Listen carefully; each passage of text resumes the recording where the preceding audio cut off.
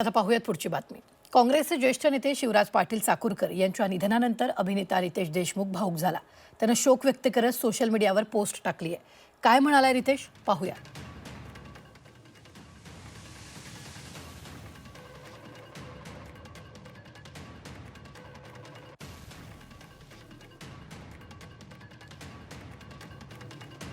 रितेशनं काय म्हटलेलं आहे आपण पाहूयात।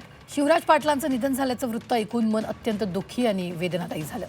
ते एक दूरदर्शी राजकारणी होते।